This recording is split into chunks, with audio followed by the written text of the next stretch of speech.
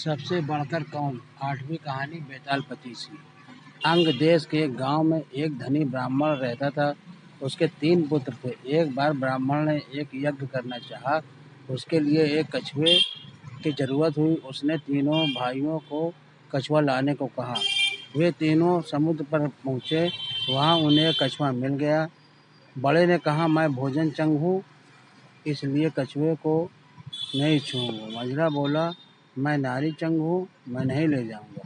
सबसे छोटा बोला, मैं सैया चंग हूँ, सो मैं नहीं ले जा पाऊंगा। वे तीनों इस बहस में पड़ गए कि उनमें कौन बढ़कर है।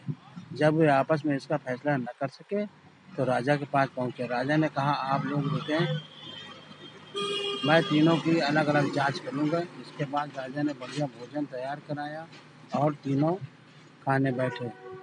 सबसे बड़े ने कहा, मैं खाना नहीं खाऊंगा, इसमें मुर्दे की गंध आती है। वह उठकर चला। राजा ने पता लगाया तो मालूम हुआ कि वह भोजन शमशान के पास के खेत का बना था। राजा ने कहा, तुम सचमुच भोजन चंग हो, तुम्हें भोजन की पहचान है। रात के समय राजा ने एक सुंदर स्त्री को मंझले भाई के पास भेजा। जो ही वह वहां पहुंची, मंझले भाई ने कहा, इसे हटाओ यहाँ से, इसके शरीर से बकरी की दूध की गंध आती है। राजा ने यह सुनकर पता लगाया तो मालूम हुआ कि वह स्त्री बचपन में बकरी के दूध पर पली थी। राजा बड़ा खुश हुआ और बोला, तुम सचमुच नारी चंग हो। इसके बाद उसने तीसरे भाई को सोने के लिए 7 गद्दों का पलंग दिया।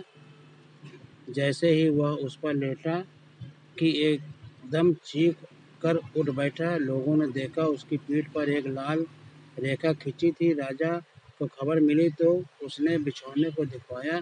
7 गद्दों के नीचे उसमें एक बाल निकला। उसी से उसकी पीठ पर लाल लकीर हो गई थी।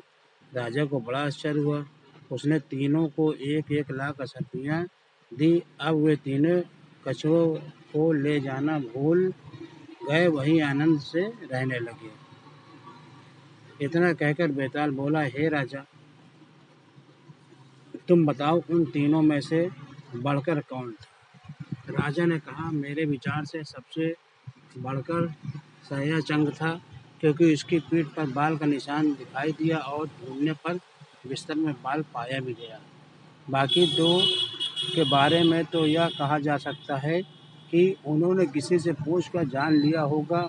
इतना सुनते ही बेताल फिर पेड़ पर जा लटका।